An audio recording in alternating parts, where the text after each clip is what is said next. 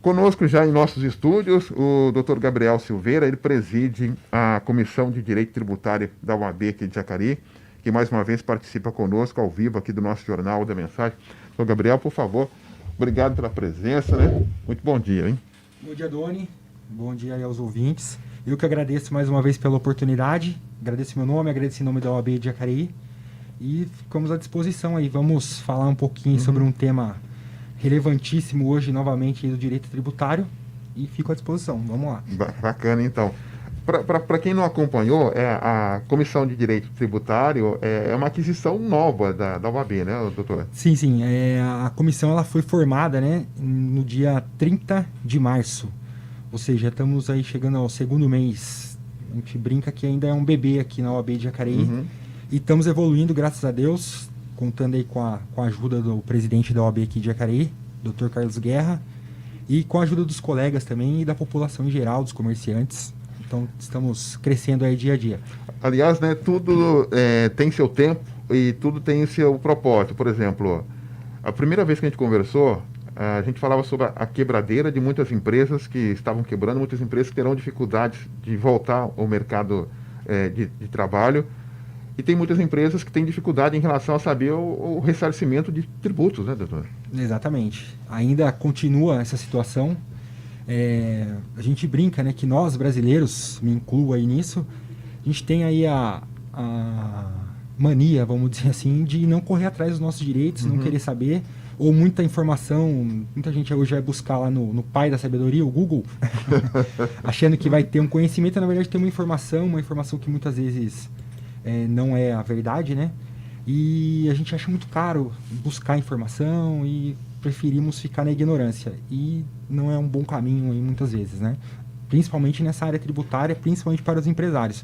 Então fica esse puxãozinho de orelha aí com amor, para que busquem, gente. Vamos buscar o conhecimento, vamos buscar entender um pouco mais sobre o seu maior sócio aí, que hoje, novamente digo, é o fisco, né? O advogado por si só, né, é o defensor de teses, né? E temos aí uma novidade sobre a tributação, a tese do século. O que é isso, doutor? Bom, inicialmente, né, Doni, fazer aqui um histórico aqui. A tese do século, ela diz respeito à exclusão do ICMS da base de cálculo da PIS e da COFINS. Trocando em miúdos, né? Vamos aí para simplificar. Atualmente, ou até agora o último dia 13 de maio, a empresa que contribui com o ICMS, ela tinha o valor do ICMS embutido no valor para ser calculada a PIS e COFINS. Então, assim, para ser mais tranquilo. Uma empresa, por exemplo, hoje que vende um produto de R$1.000 no estado de São Paulo, ela é tributada com 18% de ICMS. Ou seja, se no valor da nota fiscal aquele produto foi vendido por R$1.000, a grosso modo aqui falando, R$180 desse valor ele é de ICMS, ou seja, não vai entrar no cofre da empresa aqui, a empresa simplesmente vai repassar isso para o governo, para o estado de São Paulo. E como era feito esse cálculo? Quando ia se calcular PIS e COFINS, o empresário era obrigado a calcular inclusive esses R$180 aí para o pagamento da PIS e COFINS. E a tese do século que a gente fala, que é um recurso especial que chegou ao STF já há mais de 20 anos, que essa tese estava rodando aí pelos nossos tribunais, podemos dizer assim. 20 anos? Mais de 20 anos, exatamente. Isso. É um recurso especial, RE 574706. Estava esperando aí uma decisão final do STF, que aconteceu agora no dia 13 de maio. E por que a tese do século, que se diz, né? Porque é uma tese que realmente vai mexer aí no que diz respeito ao faturamento, né, real das empresas.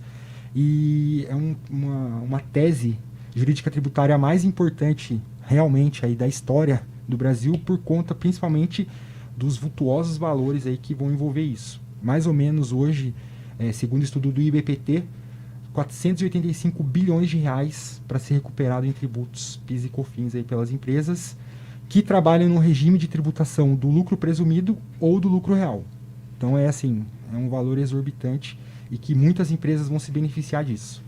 Ou seja, a grosso modo, várias empresas poderão ser ressarcidas? Exatamente. Por ser ressarcidas, ter o dinheiro, pode escolher por recolher esse dinheiro, ter o dinheiro de volta, ou ainda compensar em débitos futuros de tributos aí, né? De ICMS, pode compensar o que a gente fala. Compensar o que ia pagar com os valores de crédito que serão apurados. Mas quem devolveria esse dinheiro? O governo federal? O governo federal, exatamente. Porque isso entrou para os cofres federais através do PIS e da COFINS. Ou seja, o Estado estaria livre, o Estado de São Paulo, né? Mas essa tese do século, o martelo não foi batido ainda, né? Já foi batido. Foi batido agora no dia 13 de maio, aqui há 14 dias atrás aí. E é uma tese que agora realmente é irrecorrível. Foi lá juntada, né? O que foi decidido, a ministra Carmen Lúcia, que foi a relatora no STF. E a tese que foi firmada é que realmente o ICMS não faz parte da base de cálculo da PIS e da COFINS, e que uma outra briga que havia lá, que também agora foi decidida, é que o valor a ser restituído é o valor destacado em nota fiscal. Ou seja, é o valor que realmente consta na nota fiscal e que o empresário pagou aí aos cofres do Estado, né? Do seu Estado. No nosso caso, o Estado de São Paulo. Certo. Então, esses são os valores a serem recuperados. Bom, bateu-se o martelo desta devolução, mas tem alguns problemas, né? Por exemplo, uma empresa que fez esse recolhimento há 5 anos atrás, como é que ela vai comprovar agora? Então, a data que a gente, né, que foi firmada também, que a gente chama de uma, como posso dizer assim, o marco, né? A partir de quando a gente vai conseguir fazer, falando aqui de uma linguagem que todo mundo consiga entender mais facilmente, a partir do dia 15 de março de 2017, ou seja, fazendo aí 49 meses. Então esse é o período diferente dos normais 5 anos. Houve essa modulação aí nos efeitos, então vai valer a partir do dia 15/3. E para as empresas conseguirem ressarcir isso, a gente pode fazer via judicial, e o que a empresa vai ter que fazer é acertar toda a sua contabilidade de todo esse período. Ou seja, ratificar todas as suas seus direitos, as suas obrigações acessórias, que a gente chama, que são as guias aí, acertar tudo isso, verificar o valor a ser ressarcido e solicitar isso via judicial ou até mesmo daqui uns dias via administrativo, diretamente pela Receita Federal. Quantos bilhões são, doutor Gabriel? 485 bilhões de reais, 400. aproximadamente. Mas o governo não pode recorrer? Não tem mais recurso. Não tem mais esse recurso? Foi o último recurso, esse foi... Agora realmente bateu o martelo, aqui a gente brinca lá, fechou o caixão e agora não tem mais o que fazer. Vão ter algumas alterações, com relação, por exemplo, a algumas empresas que entraram com ação antes desse período de 2017, se elas sofrerão algum tipo de penalidade, se as empresas que tiveram aí as suas ações transitarem em julgado, que a gente fala, né, nos últimos 2 anos, se a PGFN fará uma ação rescisória para tentar reaver o que foi, né, recuperado anterior à data de 15/3 de 2017, mas é isso. A tese já está firmada e agora realmente é irrecorrível. O governo vai ter que colocar a mão no cofre lá e pagar para as empresas. Bom, no caso aí entra aquela discussão de se fazer, o governo vai fazer um acordo para saber como é que vai devolver esse dinheiro, né? Porque 400 bilhões é muita grana, né? Não, assim, realmente assim, é uma coisa que por enquanto não existe acordo, tá? Isso é uma matéria constitucional, temos também matérias de leis federais, que assim, ou o governo, o contribuinte, na verdade, a escolha do contribuinte, ou ele compensa com os tributos que ele vai pagar no futuro, ou ele pode pedir através de precatório, uma coisa que demora um pouco mais, o ressarcimento do valor. Então, assim, não tem muito outra saída para o governo a não ser deixar esse dinheiro já separado para as empresas poderem fazer uso disso.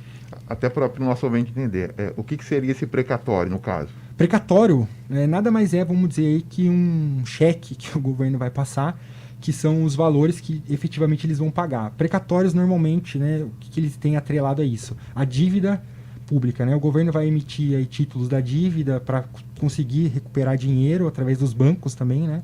Para conseguir pagar esse dinheiro e até ter esse valor aí líquido, o contribuinte aguarda para receber isso. Toda ação que a gente entra contra um órgão público, no geral, é pago através de precatório. Bom, e até porque quando se fala de precatório, precisa entrar no orçamento do ano seguinte, né? Exatamente, é isso aí. Se você, por exemplo, se a gente ganha um precatório hoje, ganha uma ação hoje, é liberado o precatório, a gente vai receber só a partir do ano que vem. Então, por isso que demora um pouco mais, Para as empresas que ainda estão funcionando, a visão nossa aqui dos advogados tributaristas é sempre partir para o lado da compensação, que aí no próximo mês você já tem a decisão transitada em julgado, você já pode partir para a compensação e pagar menos impostos a partir do próximo mês já. Um caso, Dr. Gabriel Silveira, que é especialista em direito tributário, né, e também aí preside a Comissão de Direito Tributário da OAB de Jacari, tem mais ou menos ideia, por exemplo, de uma empresa, quanto ela pode receber desses 5 anos, de 2017 para cá, uma única empresa? Então, Doni, como eu falei, as empresas beneficiadas aí nesse caso são empresas do regime de tributação do lucro presumido ou do lucro real. E uma empresa hoje, né, fora as que não podem optar pelo Simples Nacional, são empresas que partem de um faturamento de R$480 mil mês para cima. Tá. Então, ontem fazendo um cálculo aí mais ou menos, né, por cima, a gente tem aí mais uma média de 1,5% do valor de faturamento daquela empresa no mês. Então, uma empresa aí que fatura 500 mil mês, pelos cálculos que eu fiz, ela teria direito a ressarcir hoje, sem contar com juros nem nada, algo em torno de R$370 mil, do dia 15/3 de 2017 até o mês atual, né? Então é um valor considerável, praticamente o valor de uma arrecadação mensal da empresa, né? Uhum. Como é que o senhor avalia uma informação dessa num período de pandemia, onde está todo mundo, onde cai uma moeda, está todo mundo olhando onde caiu a moeda? Dori. A gente procura sempre falar pro contribuinte, principalmente empresa, que é onde eu atuo aí, né, normalmente, quase todos os dias, estou dentro de alguma empresa pelo menos. Existem diversas possibilidades de se pagar menos tributo de forma legal. E essa, sim, hoje eu vejo que é o suprassumo da empresa, principalmente nesse momento de pandemia, aquela empresa que está com o caixa um pouquinho mais baixo, que está ali com muito esforço, ainda continua pagando os seus tributos em dia. É, assim, uma possibilidade enorme para conseguir fazer caixa e, de repente, fazer frente aí para alguma despesa que tem, algum outro débito, de repente, deve no banco, algum débito trabalhista, para conseguir um fôlego a mais aí para continuar de portas abertas, né? E importante também, Doni, só para eu não esquecer, é que a partir de agora, né, a partir do próximo mês aqui de junho, as empresas já podem parar de pagar tributos aí, PIS e COFINS a mais, já fazendo esse desconto do ICMS da base de cálculo.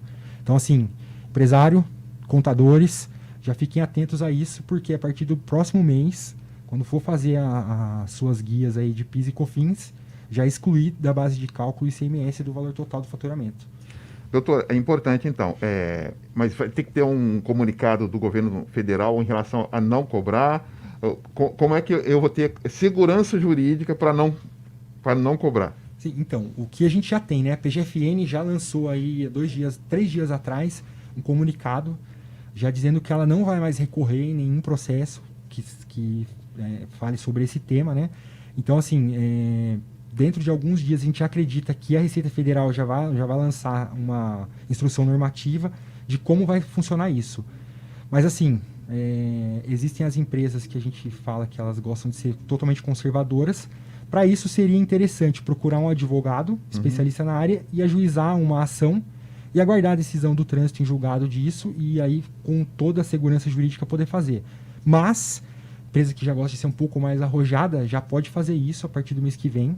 Claro que com, né, toda a segurança aí que o contador vai poder fazer aí, sua área contábil vai poder dar a eles, já pode se aproveitar dessa tese sim, tá? Porque como a gente falou, é uma tese irrecorrível e que realmente não tem mais o que o governo fazer a não ser abrir mão desses valores aí que... Abrir mão, na verdade, né, Doni? Não seria bem a palavra. Na verdade, foi cobrado errado já desde sempre. Tá. Desde quando começou a tributação de ICMS. Só uma cobrança indevida. A cobrança é indevida. Exatamente, foi isso que a tese falou. A cobrança é indevida. É indevido cobrar o ICMS, aliás, o PIS e COFINS, utilizando como base também o ICMS. Então, assim, provando mais uma vez que nem sempre a Receita Federal, o governo, estão corretos quando se trata de tributos, né? É o que a gente bate sempre e o que a gente fala.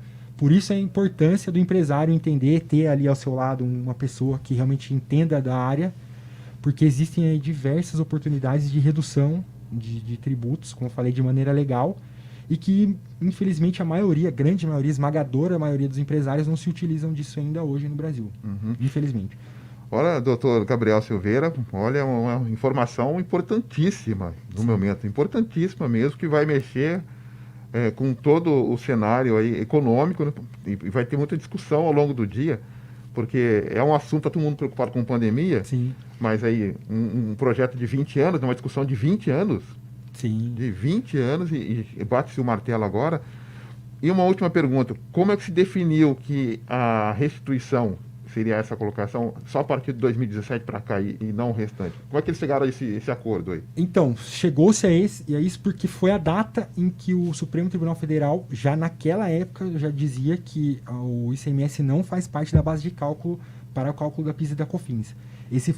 Essa foi a data que houve o julgamento, né, o primeiro julgamento no STF com relação a esse tema. Então, a partir disso, que a gente chama de modulação, o Supremo Tribunal Federal achou por bem modular a partir desta data o efeito dessa decisão. Então, por isso, firmou-se a tese a partir dessa data apenas. Uhum. Bom, informação, se alguém quiser mais informações, como é que ela faz, como é que ela pode ter acesso, doutor Gabriel? Bom, Doni, como a gente sempre fala, né, estou aqui à disposição. Aqui na rádio, Doni, tem meus contatos. Se precisar de qualquer coisa, fico à disposição para receber qualquer tipo de pergunta. E, além disso, pode procurar também a gente na OAB de Jacareí. Fica à vontade, liga na OAB. O pessoal vai ter aí imenso prazer em atender e muito possivelmente será encaminhado para mim mesmo essas dúvidas. Uhum. E, assim, tranquilo, estou aí exatamente para ajudar e para atender qualquer dúvida que se faça necessária aí dos ouvintes, dos empresários. E sempre aberto. O canal com a gente é sempre aberto e essa é a nossa intenção. Aliás, né, sem querer pautar, mas como sugestão, a gente gosta que a informação chegue a todo mundo o mais rápido possível. Quem sabe a Câmara possa até usar dessas informações do Dr. Gabriel aí, abrir um espaço, né, para poder falar na TV Câmara, enfim, na própria Câmara mesmo, que tem aí até a questão do horário, tem muita gente trabalhando agora, não está nem conseguindo ter acesso a essa informação, de empresário também. Então, obrigado pela informação e uma ótima quinta-feira, viu, doutor? Eu que agradeço novamente aí, ficamos à disposição e o que precisar da gente, permaneço como sempre à disposição de vocês aí, Doaninha. Novamente, obrigado pela oportunidade de dar essa boa notícia aí para o contribuinte. Eu que agradeço. Olha, que informação, hein? Muito boa aí para o contribuinte. Agora o governo vai ter que fazer as contas em relação, se joga aí no precatório, se parcela, se negocia, ou seja, se bater o martelo para pagar, ou seja, cobrança indevida, não tem que devolver, não tem jeito. Mas vou devolver como? É igual show, né? Se compra um ingresso do show, o show não acontece. E tem que devolver. Então, tem que devolver. Eu comprei ingresso para um show. O show não aconteceu, não assisti nada, então tem que devolver o dinheiro. Exatamente. Basicamente isso, tá? E, novamente falo, não é a única coisa que o governo cobra errado ou que as empresas pagam errado no Brasil. Então, novamente, o alerta. Procure um profissional da área, veja as possibilidades aí que existem para redução legal de tributos e aumente seu lucro. É isso. A empresa trabalha, o empresário trabalha, tem que pagar o justo, né? Exato. O justo, né? Só isso, é o justo. Dê a César o que é de César, né? Isso. Obrigado, doutor Gabriel Silveira, participando conosco, presidente da Comissão de Direito Tributário da OAB Jacareí, que falou